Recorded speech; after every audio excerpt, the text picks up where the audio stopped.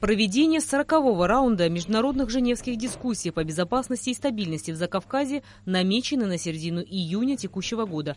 На встрече обсудили ряд вопросов, которые будут стоять на повестке в рамках очередного раунда. К большому сожалению, мне приходится отмечать то, что все ваши усилия, опять-таки, периодически сводятся на нет грузинской стороной по причине отказа делать даже совместное заявление о неприменении силы. Но, как известно, вы очень активно работаете в этом направлении. И я надеюсь, что ваши усилия, они будут увенчаны успехом, и стороны смогут принять совместное заявление о неприменении силы.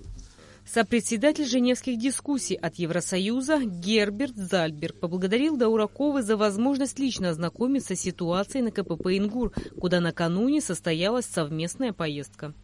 Как вы правильно сказали, мы видели те закрытые пункты пересечения, мы тоже видели школы, у нас были возможности для разговора, это было очень полезно.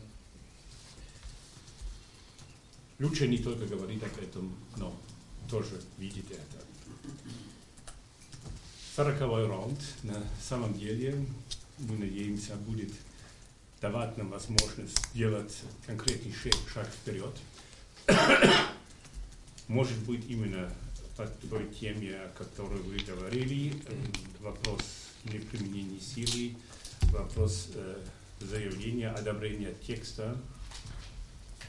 Посмотрим, пока не ясно, будет ли это возможно или нет. Но мы, как сопредседатели, попытаемся давать всякое содействие по этому вопросу.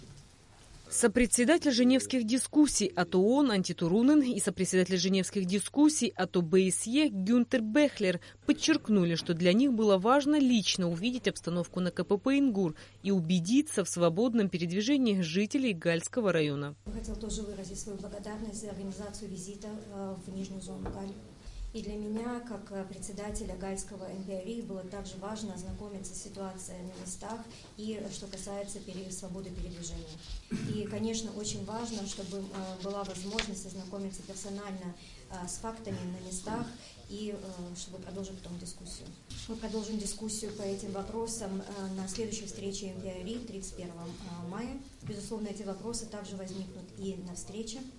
И мы, конечно, надеемся, что будет достигнут определенный прогресс по случаю, по делу от Хазория, и мы надеемся, что справедливость будет восторжествует. Я считаю, что мы действительно должны воспринимать переговоры в Женеве серьезно. В действительности переговоры позволяют претворять в жизнь стабильность на местах. И это поистине является той площадкой, где участники имеют возможность общаться непосредственно друг с другом и обмениваться мнениями и находить решения по насущным вопросам.